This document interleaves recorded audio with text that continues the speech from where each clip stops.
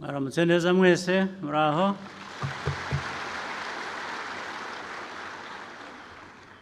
Ndizera ko mwatangiye umwaka neza, kandi intego ari ukugira ngo tuzawusoze neza igihe tuzadutangira ubundi, bityo bigende bikurikirana. Bayobozi muri hano mwese b'inzego zitandukanye, harimo inzego nkuru z'igihugu cyacu, abanyarwanda bose dukurikira, inshuti z'u Rwanda, nizeye ko mwese mumeze neza, ariko kandi yagira ngo mbabwire ko nishimiye kuza kubana namwe kandi mbashimira ko mwitabiriye ubutumire bwacu.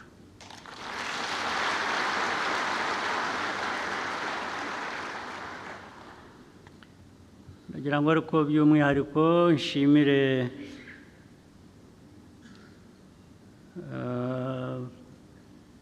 n'inshuti zacu z'igihugu zitandukanye, n'abo dukorana byinshi ndetse bivamo amajyambere y'igihugu. Ibyo ni ibihugu bitandukanye bifasha amajyambere yacu. Nagira ngo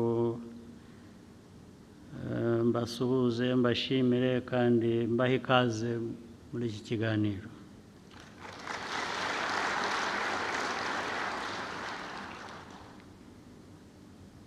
Uyu mwaka igihugu cyacu gifite byinshi kigamije gukora,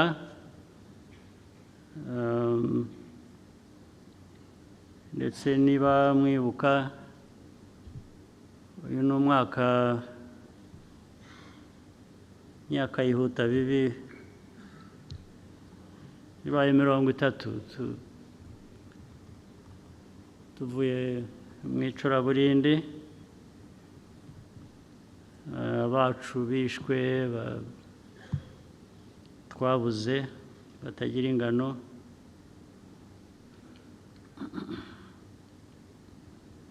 Nubwo bamwe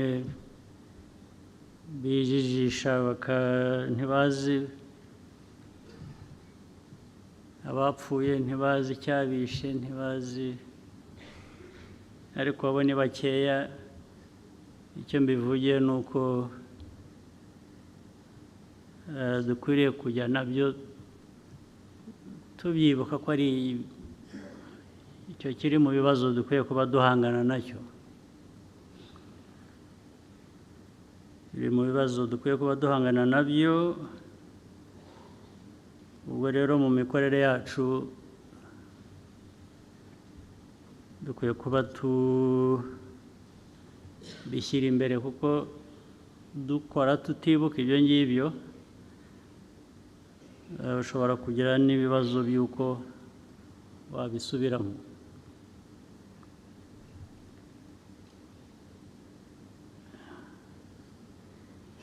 Imyaka 30 irimo ibintu bibiri.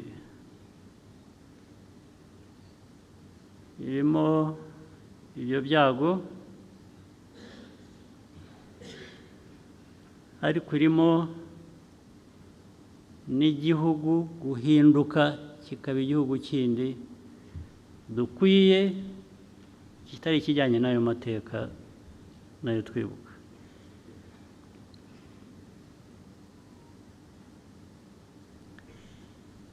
Kandi muri ibyo bigenda bihinduka, urabizi ko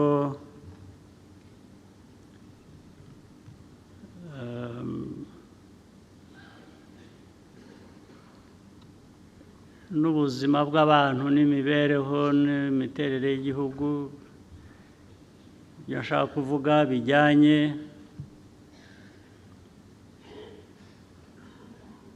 na cyo nakwita generations nazo zirahinduka.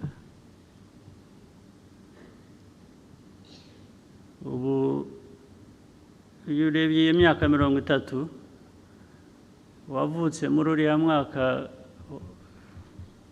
wa 1994, ubu nyine yagize imyaka 30.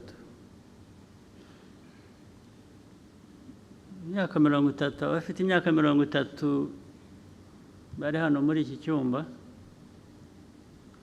cyangwa bari hanze ni benshi, ku buryo igihugu kibatezeho guhindura ubuzima bwacyo. 30 iyo myaka, ndetse n'abafite 25 bavutse nyuma, bose ubu bari mu gihugu kireba guhindura ubuzima bwacyo. Icyo bivuze ni iki rero? Abo ni ukuvuga ngo bafite uko barezwe. Barezwe mu miryango, uko banarezwe n'igihugu muri politiki. Ubwo nababaza uyu munsi, n'ejo nzababaza cyangwa babyibwira muri ubwo burere. Bumva baravanyemo iki? Bumva biteguye iki gukorera igihugu cy'u Rwanda?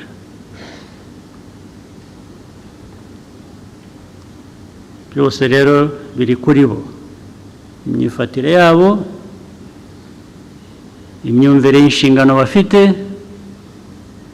no kumva ko igihugu ari bo kireba mu myaka yindi 30 iri imbere yacu. Bafite uruhare runini mu guhindura ubuzima bw'Abanyarwanda kurusha ndetse uko batwebwe babigenje. Bakwiye kubyumva batyo.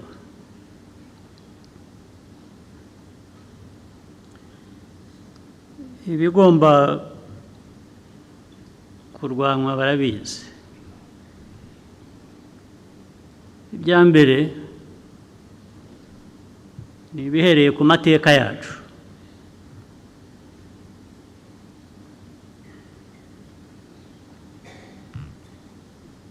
Ibindi ni ibyo dusangira n'abandi hanze y'igihugu cyacu.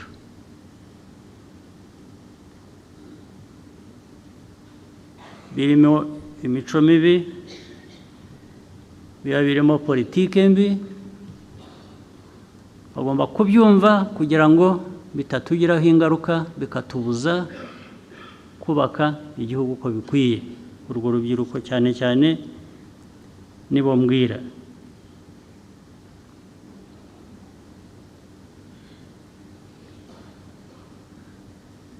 Mugomba kumva uburemere bw'inshingano zanyu nk'abanyagihugu, nk'abantu bakwiriye kuba abantu bazima, biyubaka, bakubaka imiryango yabo, bakubaka n'igihugu. Kugira ngo rero ibyo ubisohoze neza, icya mbere, nta mpamvu n'imwe ikwiye kuba iriho to be apologetic about who you are.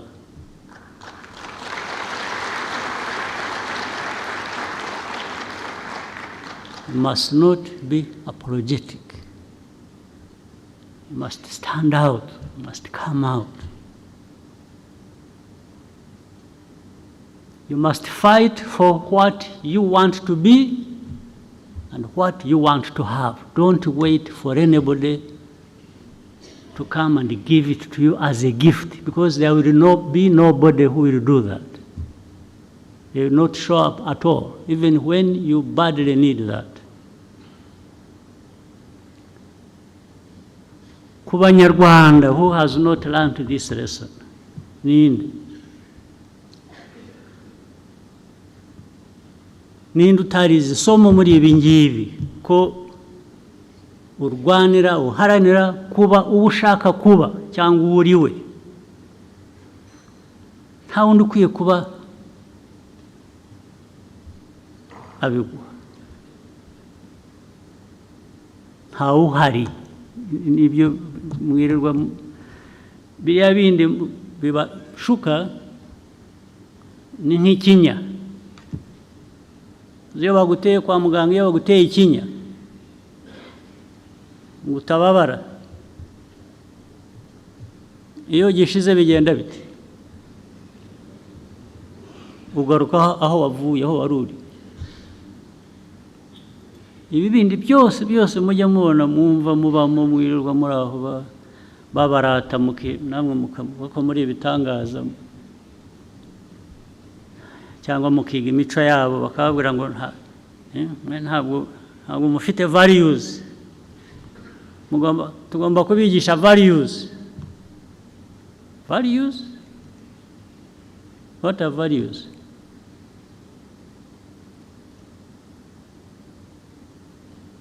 Are they things that belong to some parts of the world and the others are just supposed to be spoon-fed and given values to swallow or be forced down their throats?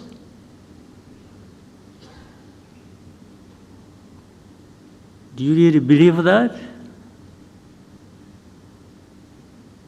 Abantu mwicaye hano, bayobozi mwicaye hano, cyangwa rwa rubyiruko navugaga, do you believe that?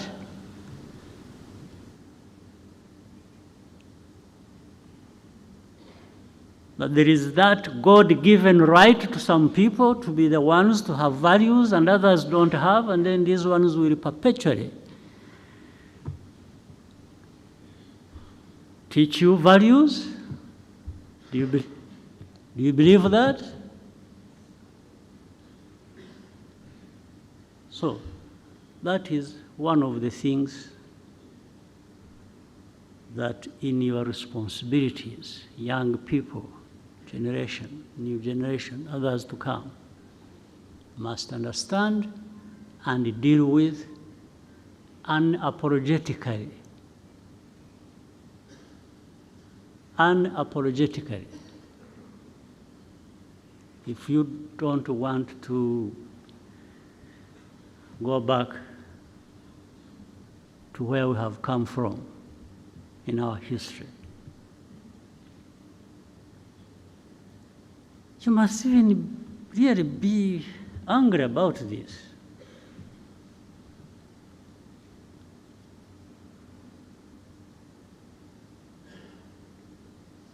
When it comes to this, well, let me not take too long on this, because after all, what I'm really saying, I can only speak to you and give you this message. There's nothing else I can do. I can't, because I'm not able to create people to be who one wishes them to be. Just like those people have no power, like gods, to tell people and force people to have these values they want them to have, even when they have failed to stand up for that themselves. The whole world is struggling. So, including those who give lessons, they're really struggling. And when they are struggling, and they are telling you to do certain things they are struggling to achieve, then they start telling you, you know, yeah, but that is the beauty of democracy. Yeah, so why is it not the beauty of democracy when I'm struggling? Why are they not the same? You are struggling with the democracy, but my struggles with the democracy are supposed to be different from your own. How? The mess there is in democracy in your place is the same mess there is in my part of the world with democracy. Which mess is better than the other? It's all a mess. We're dealing with a mess. So we can only, maybe all of us on this earth, exercise whatever with a bit of humility, knowing that no one created the other.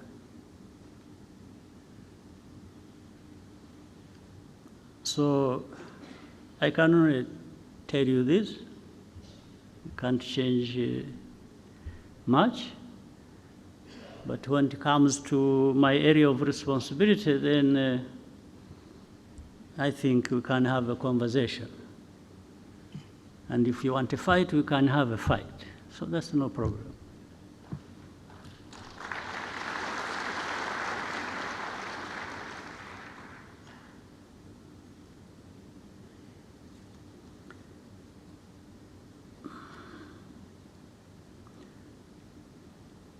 Ikindi nshaka kubabwira, twebwe nk'u Rwanda ntabwo twashobora kubaho nk'ukuntu bamwe babaho cyangwa ibyo duhora turwana nabyo. Dufite ibibazo by'umwihariko.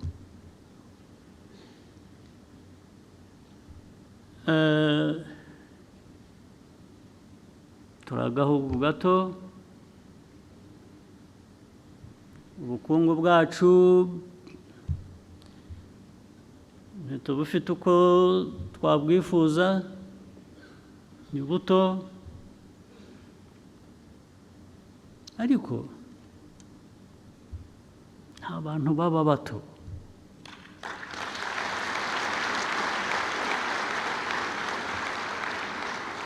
Keretse iyo ubyigize, keretse iyo ubishaka ko ari kuba. Iyo ubishatse ni kuba, iyo ubigize ni kuba.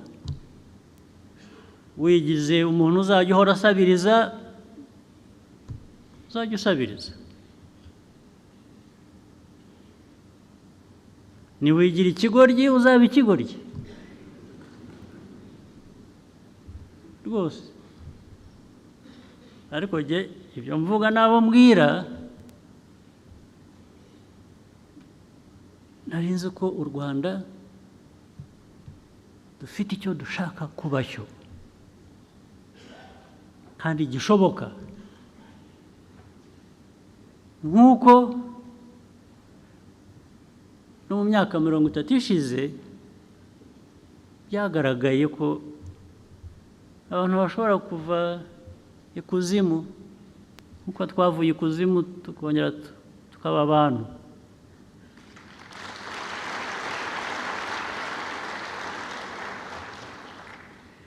Kuva ikuzimu ukaba umuntu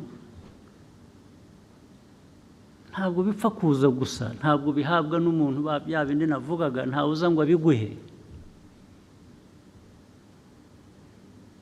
Biva mu byo ukora, biva mu byo ushaka, biva mu ko wumva, uko witwara.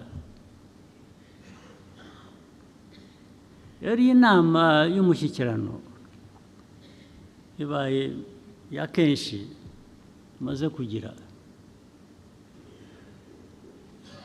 Numva ari ukwisuzuma, turashyikirana, turajya hamwe, turahura ngo turebe aho tuvuye, turebe, dushakishe ibiri mu bushobozi bwacu nk'abantu twakora kugira ngo dukomeze tuve ikuzimu tujye ibuntu, ibuntu twihaye, twigejejeho. Ntabwo ari ibuntu uhawe n'undi, kuko ubwo ntabwo ari ibuntu. Intizanyo ni intizanyo. Uwayiguhaye ahashakiye arayikwambura, arayitwara, ugasigarana ubusa.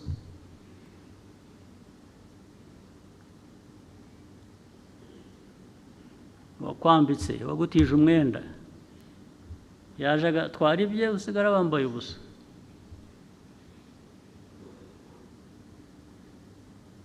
Niyo mpamvu rero twebwe nk'Abanyarwanda tutakora gusa ibintu ngo tugende twumve, tuvuge, duse nk'abatese. Abatese se mwebwe mwateta, murateta mu biki? Mufite iki mutetamo? Mwateta mu biki? Guteta k'Umunyarwanda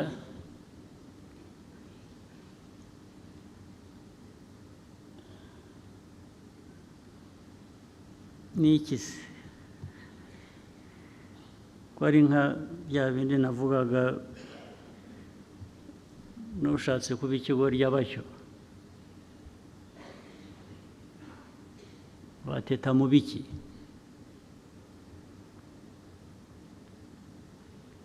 Aho abandi bakora amasaha 2, 3 bakajya kwiryamira,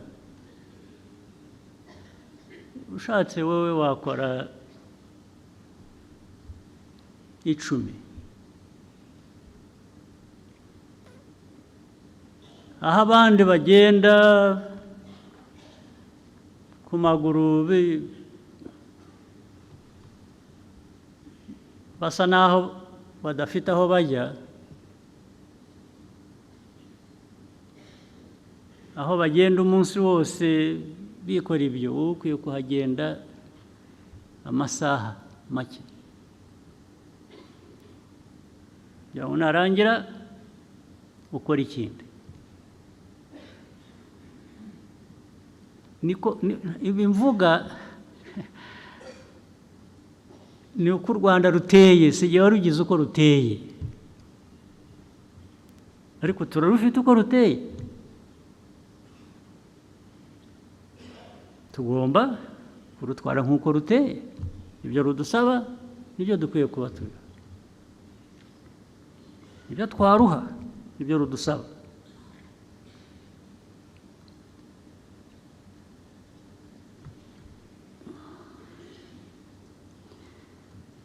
Byinshi mu ngamba, mu bibazo izo ngamba zikemura cyangwa zigamije gukemura biri buze kuvugwa na Minisitiri w'Intebe. Sindi bubitindemo, ngenda babwira ibyo nsanze mbabwira bya rusange, nta cyo ndi bubasigireyo. Ndababwira uko muri, uko mbyumva, uko muteye, hanyuma mwe muba uko mushatse kuba.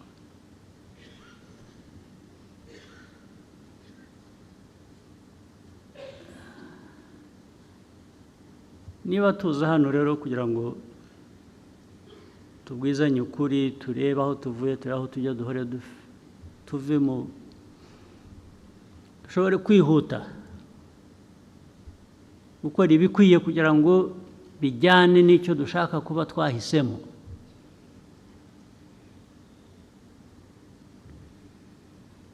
umuntu ahora yisuzuma akavuga ati ariko icyo ntuzuza ni iki ngo ejo nzacyuzuze, icyo ntakora neza cyaba iki ngo niba uko nagitunganya, uko bikwiye kuba bimeze. Tuze rero gusuzuma, tureke kuvuga gusa ingamba n'imigambi dufite aho tujya, tuze kubwizanya ukuri.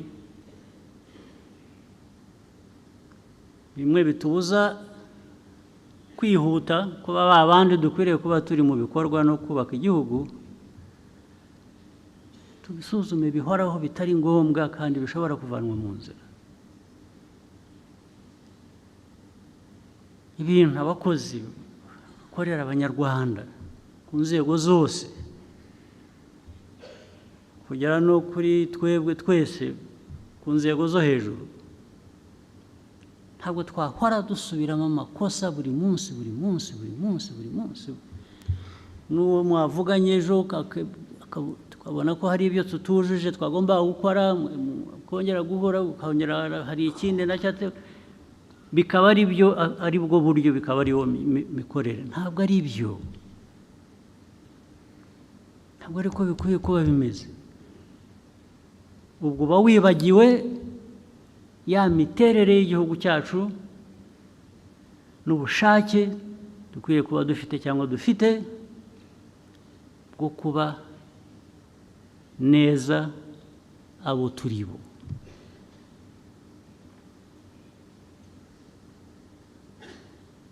Inzego zose urabazi iki, bakakubwira ariko se ibyangombwa bihari ko twavuganye ko ibikwiriye gukorwa ari ibi, habaye iki? Gatangira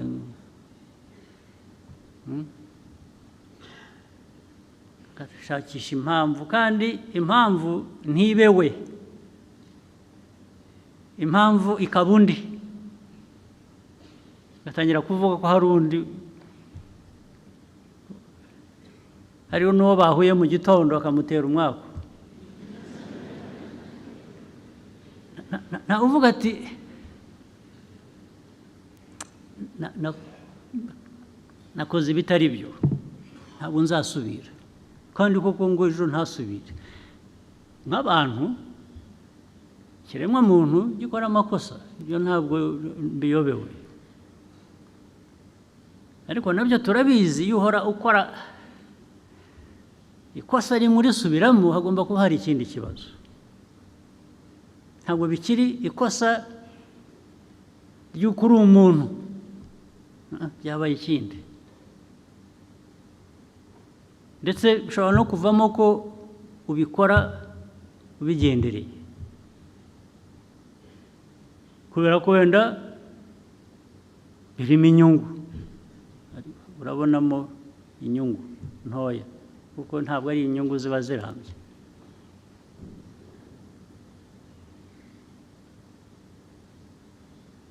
Niba ari ibijyanye na corruption, niba ari ibijyanye ejo bakaguhana, ejo ukongera bakagufatira ahandi, urongera ushakisha.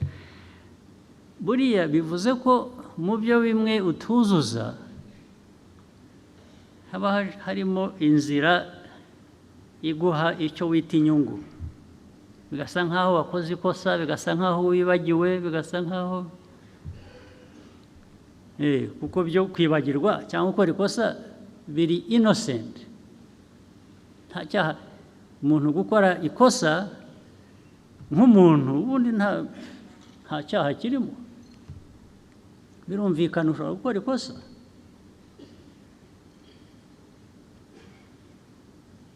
So bikaba ibyo rero abantu bakabivanga, ukica imirimo ukabyita ikosa, ariko ryari ikosa ry'inyungu wowe ku giti cyawe, ukanibagirwa ko ufite abo ukorera igihugu, abanyarwanda. Ibyo nabyo bikwiye kugera aho bigarukira, ntabwo byahoraho ngo duhore dusabana imbabazi, dusobanura ibyo tujuje. kandi bigaragara ko utabyujuje kubera ko watekereje inyungu zawe kuruta inyungu z'igihugu.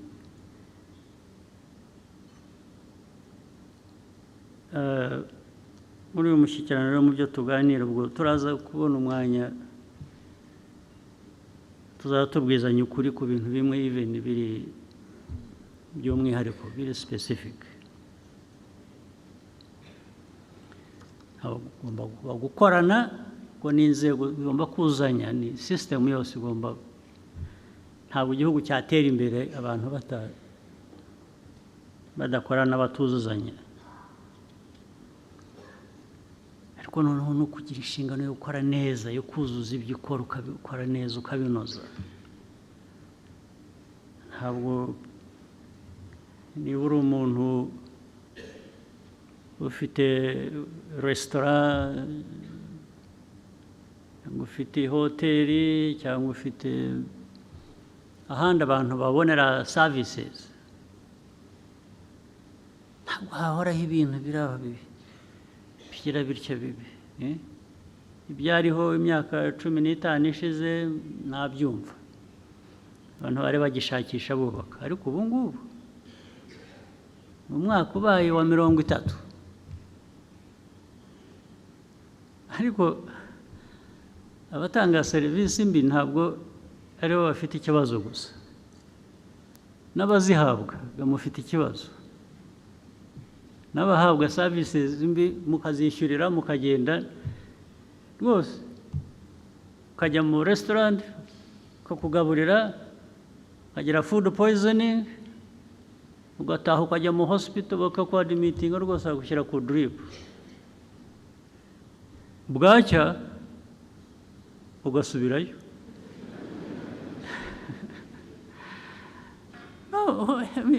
Ntabwo ari wa wundi wabiguhaye gusa ufite ikibazo, nawe uragifite.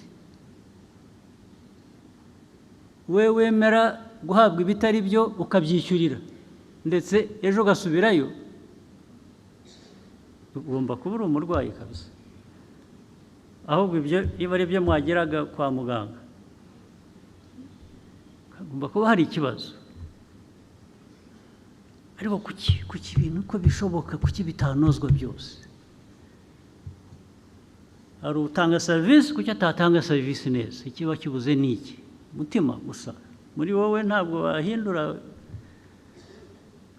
ntabwo wahindura uko umeze, birakunanira. Kubera iki?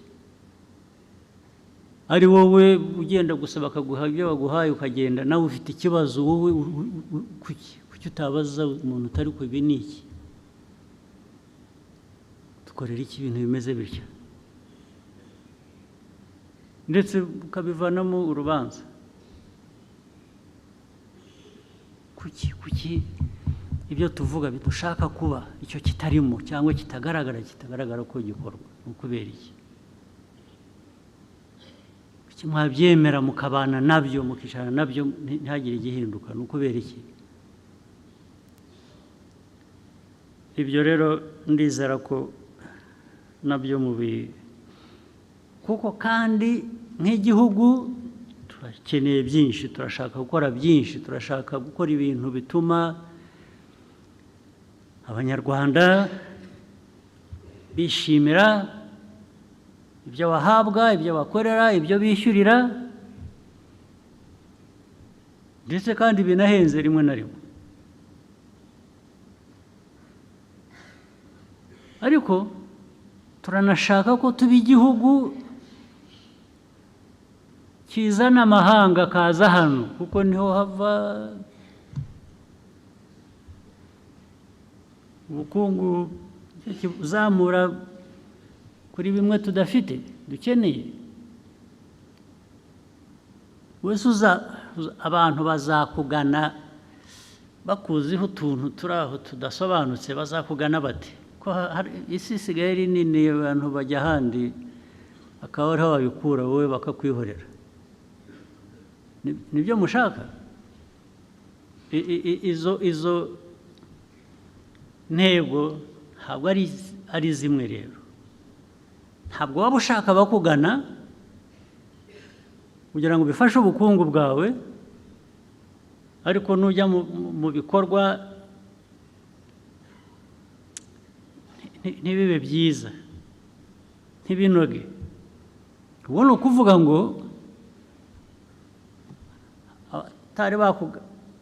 batarageraho kugana ntabwo bazaza.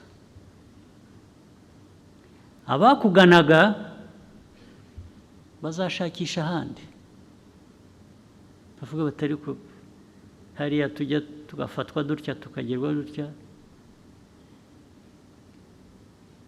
turahagira iki?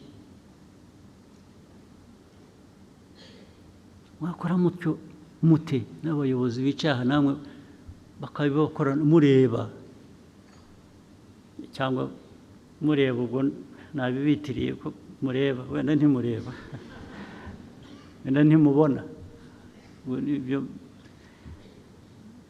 narimbi batwerereye, narinzi ko abantu bose bakwiriye kuba babona ubundi, ariko icyo ubona gikwiye kuba gifite icyo kikubwira, ni cyiza cyangwa si cyiza, nk'uburyo bworoshye. Ibyo rero bigomba kuba mu byo tugomba guhindura rwose, kandi dushoboye kubikora vuba, kuko nta kindi bisabaga. Ntabwo bitegereza imfashanyo ziva mu bacuti bacu bimwe baduha imfashanyo, nta aid bikeneye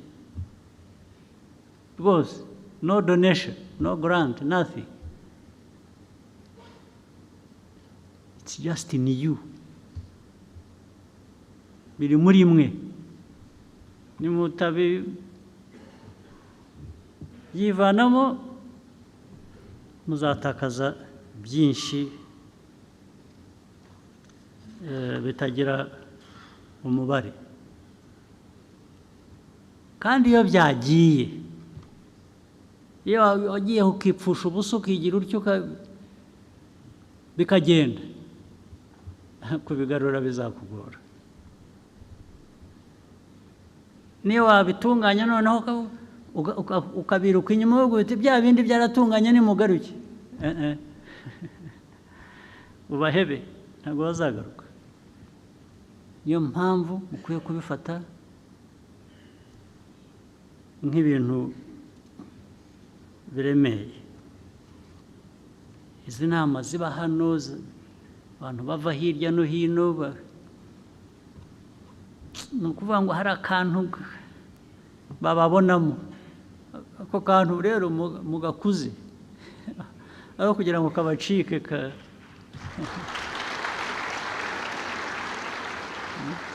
katabacika, hatangiye kugaragara akantu nimudashyiramo imbaraga ngo niba kara urumuri rutoya rugira rutya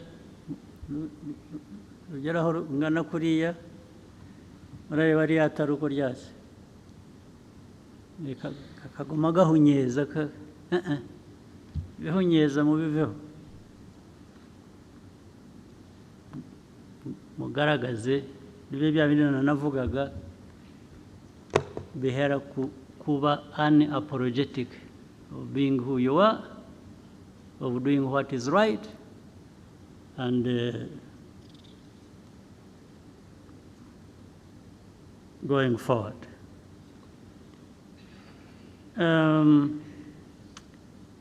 Kangerageze mpinire ku bindi bikeya nshaka kuvuga ibijyanye n'umutekano.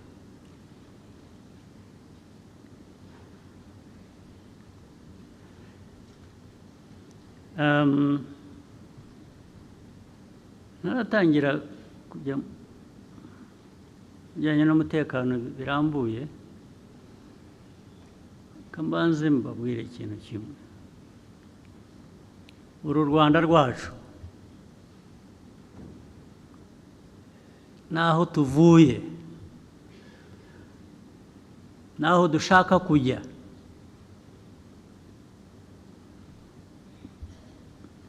mbere na mbere kwiye kuba bishingiye mu banyarwanda, mu Rwanda, mu mitima yacu. Kugira ngo bigereho ntabwo ukora ibintu aha mu Rwanda, abanyarwanda ntabwo mucumbitse, ni iwanyu.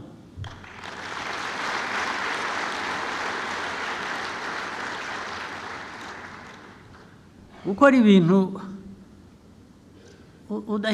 udakoze ibirenge hasi uvuga uti ejo ntawamenya,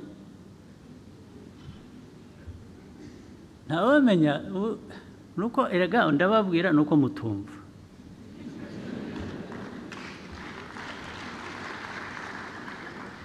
Ntawamenya se, ahandi uzamenya ni hehe? Ahandi uzajya ntuvuge ngo ntawamenya ni he? Ko nabonye basigaye babahambiriza bakabatugarurira hano. Basigaye bahambiriza abantu bakabasubiza aho bavuye. Namwe rero mwirwe mugira mutya, narabibabwira ngo isi ukuntu iteye igenda ihinduka. Hari uwavuye aha yiruka, u Rwanda ni rubi, abantu ntawe usinzira, ntawe ugira ati aragenda, barahunga bajya hanze hariya, ndetse mu bihugu bikize baramugaburira bamuha, kuko nta n'akazi yakoraga. Ubu ngubu aho nabibabwiye muri 17 2017 nabibabwiye, muzakurikirana ibintu nababwiye muri uwo mwaka. Ndababwira bose birirwa bazabahambiriza babagarure. Hari abo twebwe tunagarura, ariko ibyo ntabwo ndi bubitindeho. Ariko barabarambiwe, bafite ibibazo byabo nabo bimaze kubarenga. Usibye ko n'ubundi iyo uriye baguha ubusa, ugasakuza ukirirwa uvuga aho wavuye. Ibyo ukwezi kwashira ukajya gufata iposha, ukajya gufata ibyo bakugaburira, kubera ko wavuze u Rwanda nabi gusa. Naranababajije, mumbwire uwavuye aha avuga ibyo yavugaga ibyo ari byose, kandi kenshi binagaragara ko atari ukuri, ko byose bigaragara. Ariko wabigiriyemo amahirwe, nimumbwire umwe gusa, ninde umwe, sinsabye benshi. Muri 500 bagiye bavuza induru babeshya, muri bo umwe wagize amahirwe kaba ngo nibura we yavanyemo iki, ninde? Muzamumbwira. N'ubu ntimuramumbwira, mumushakisha. Ariko bamwe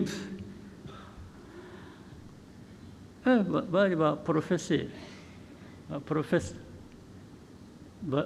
baratwara amakamyo, ariko na hano hari amakamyo.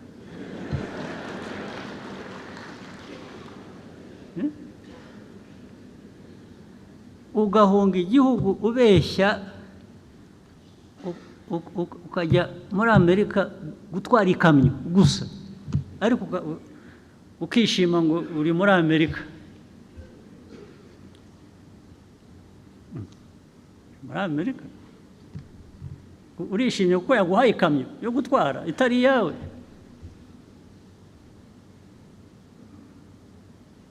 Urayitwara ku mugoroba ugatahana akavera ka hamburger, ubuvera twaciye hano. Nicyo cyagutwaye ibirometero 10,000. Really? So abanyarwanda ni mutaba abantu biha ka gaciro muzabaga. Abandi bakasubira mu by'amoko twarenze, twasize inyuma, byatuhekuye. bakabisubiramo. Ubu noneho bisigaye bifite mu karere ababishyigikiye. Hano muzi ko dufite hafi ibihumbi 100 y'abanyekongo nk'impunzi, hano ibihumbi 100. Muri izi ntambara z'ejo bundi hamaze kwambuka nk'ibihumbi 16 bisanga 80 n'ibindi bisanzwe hano. Barabizi, abantu bose barabizi, bazi n'ukuri, kubera ko muri ibyo bihumbi 100 hari ubwo bigera bitya rimwe mu mwaka umwe ibihugu biteye imbere bimwe bifite values z'igitangaza bakaza bagakuramo nk'imiryango 5 mu bihumbi 100 bakayitwara. Ubwo bakemuye ikibazo. Imiryango cyangwa abantu 5 bakabatwara bakajya kuba aho baba iwabo. Mu bihumbi 100 uvanyemo 5 cyangwa imiryango 5, ubwo wakemuye ikibazo. Niko ikibazo gikwiye kuba gikemuka.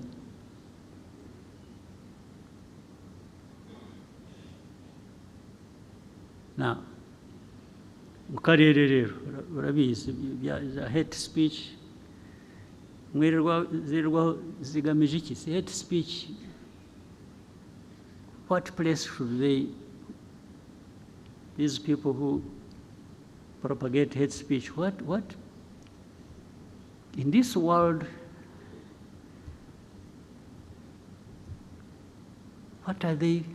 what role are they playing really? To produce hundreds of refugees, hundreds of thousands here in Rwanda and in the neighboring countries. In Uganda, I think there are about 300 or 400,000. And to the world, this is normal. Yeah, that is how it happened here when people are being killed. Here in 94, some people are saying, no, this is, it's like, these are the savages of Africa killing each other. Some people are saying that. We are savages killing each other. So it doesn't need to be treated as urgent.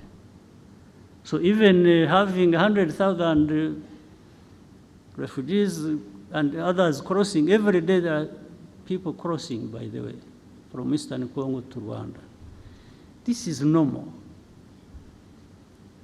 If they have to talk about any people at all, it is maybe displaced. Displaced, yeah, they can talk about, meaning those who are still in Eastern Congo, but displaced, maybe there is sympathy for those, a little bit. Those who are being forced, by the way, forced to cross the border and come here as refugees, to create a situation that in the end will find justification and may be accepted that actually those people should live there. It's like these are Rwandans who have returned home. So let them stay there. So in the end, they create some fact that we should contend with and accept. Really? Well, if it wasn't for that we act reasonably, that we respect norms, international norms and laws and everything, and painfully accept this mess that is being created and hopefully waiting for some some of those powerful people to address this matter, maybe it would be right to actually create a situation where we push them back and those responsible should protect them.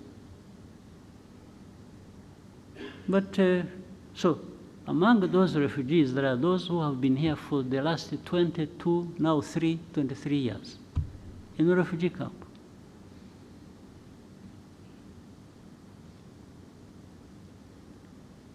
Those are like the years I spent in a refugee camp myself. So I know what it means. Myself, I spent those same years in a refugee camp.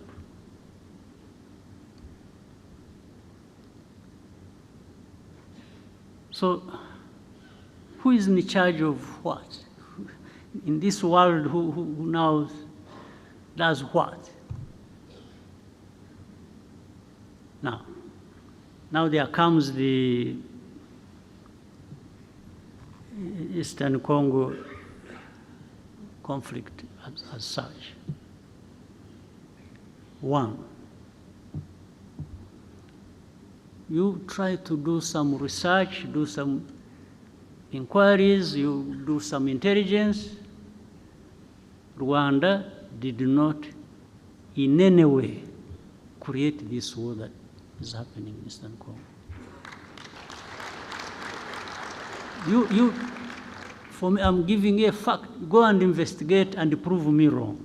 Rwanda never got involved in starting this fighting that has happened in Eastern Congo. But with time, there has been an effort to actually make it our war. That we are the ones who started it. Over time, this is what has happened. Now, using what? If you see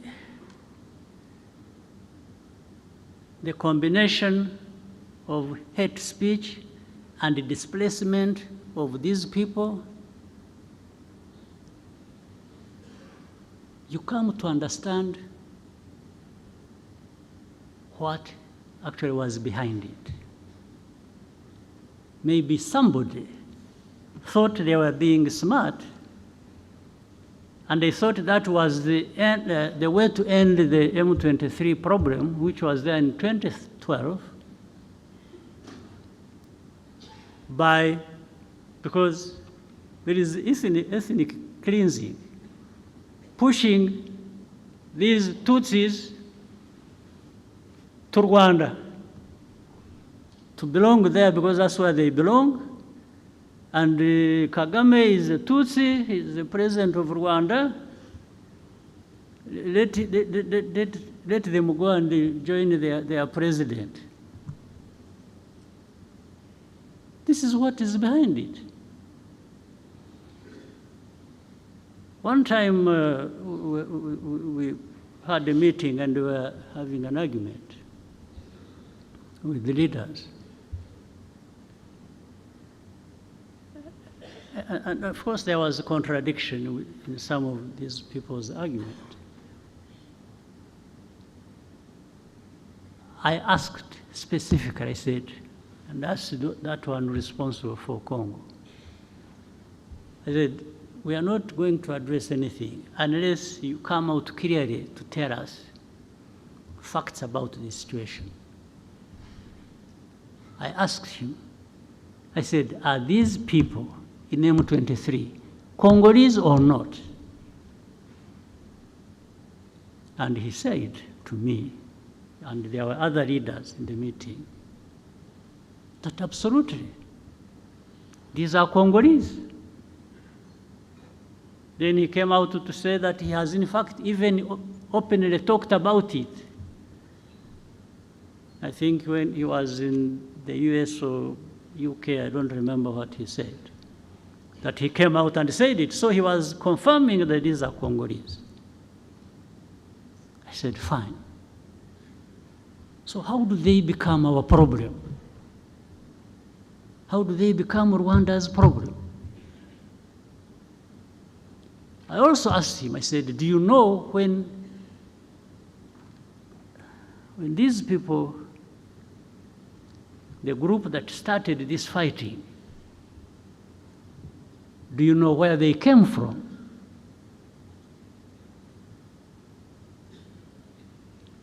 In fact, before he answered, the president of the country where they came from is the one who said it. He said, yeah, no, actually they came from, this man refused to solve their problems, and they decided to cross the border and go back where they belong. So then I asked him again, I said, so how do you keep associating Rwanda with this problem? I even asked him, I said, why did you, the other day, bomb our territory? Because they had been sharing with artillery, heavy artillery across the border onto our territory in Kinigi. There are people here who know it. I said, why? What are you doing? What do you want?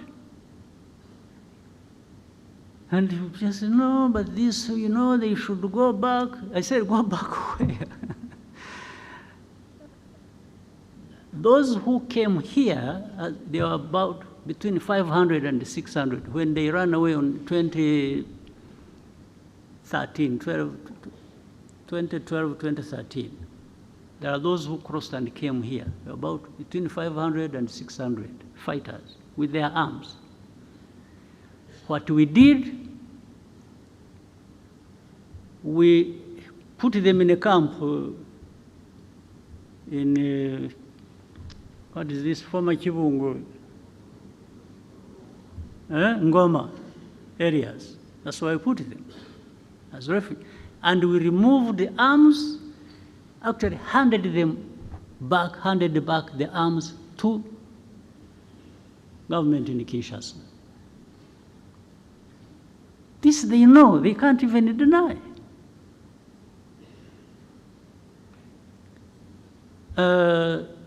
They said they had wanted to solve the problem politically. They invited some of the leaders of this group, took them to Kinshasa, that they wanted to talk to them and resolve the problem.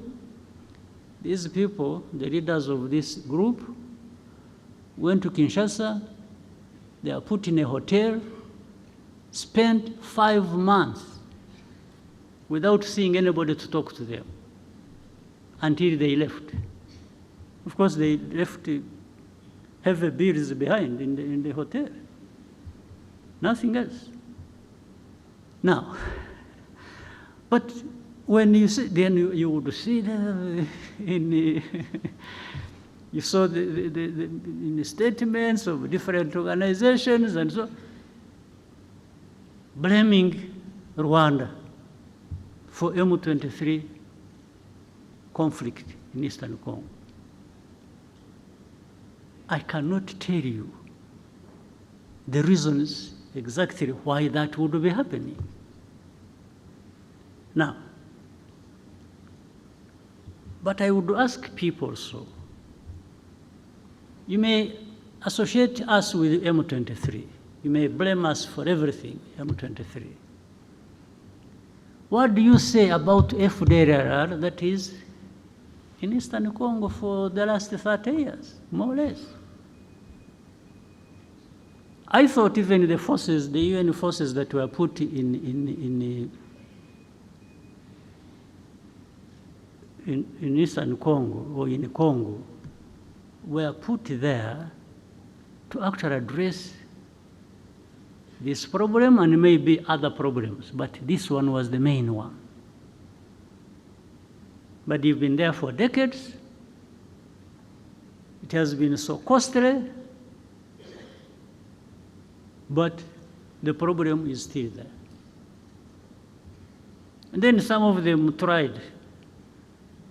The government said, no, no, no, they are not there, you know, we don't have a FDR, and then we would give them names. But these are the leaders, 1, 2, so and so and so and so and so.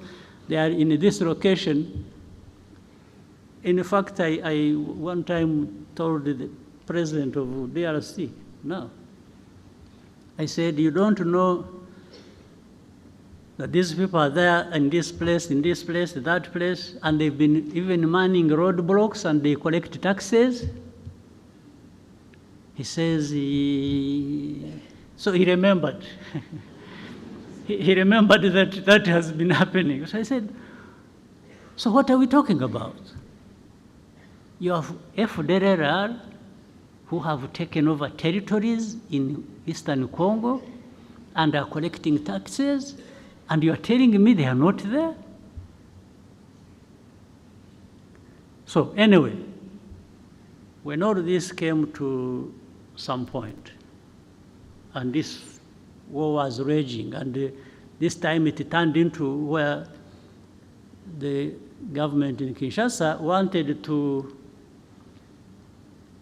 demobilize the people. They thought they would now throw M23, push them into Rwanda.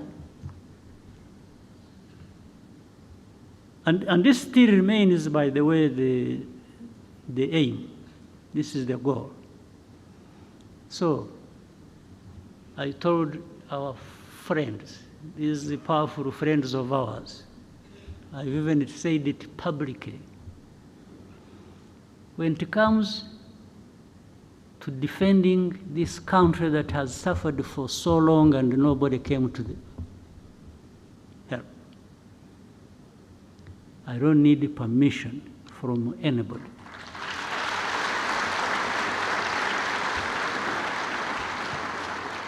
To do what we have to do to protect ourselves.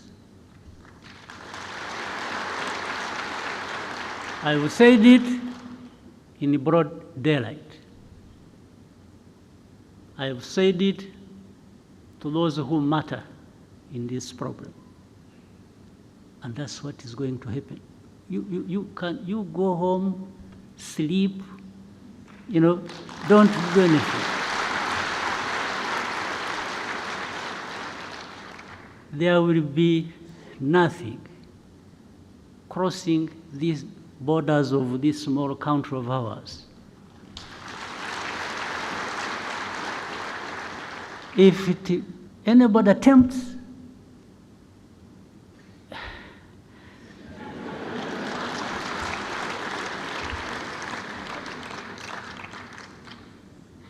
so ntimugatinye ibitumbaraye.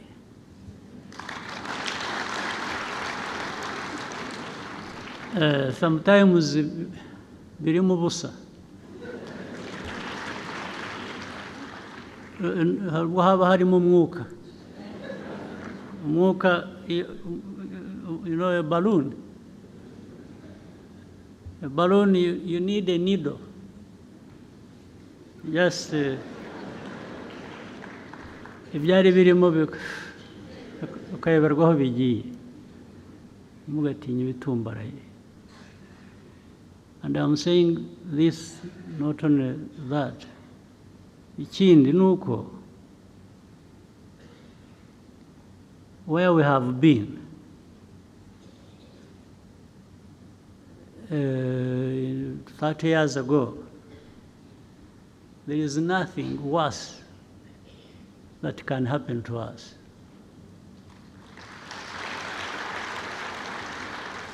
Also, that means if you ever put us in a situation where we have to think like it's going back to that time,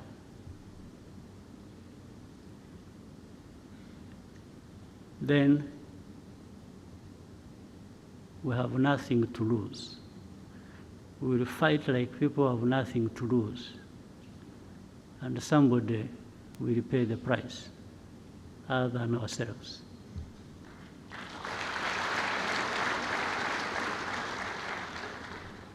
You have seen I have not answered these insults that are coming from the south, from the west. Those ones don't kill. So I cannot go, that's not us. But they learn something with time.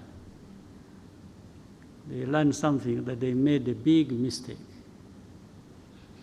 Absolutely, a big mistake. That's why I was telling the young people, happily who seem to be like in those years when we were still young. I've seen our young people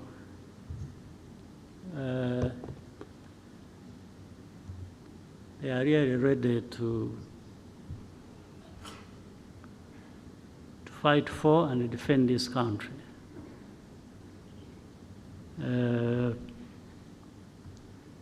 But we don't provoke any situation. We don't, in fact, we've even refused to be provoked. We are provoked and we ignore it for as long as it hasn't crossed a certain line. But the rest, these are just words, people talking and here and there, blaming us for everything and making us carry our own burden, but also other people's burden.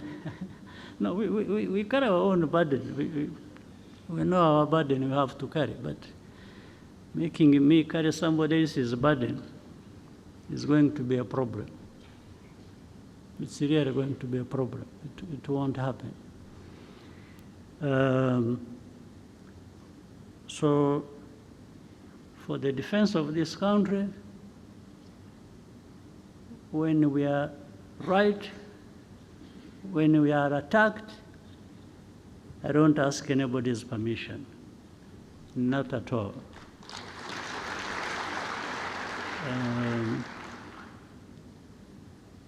So the country is safe, is secure, and will always be.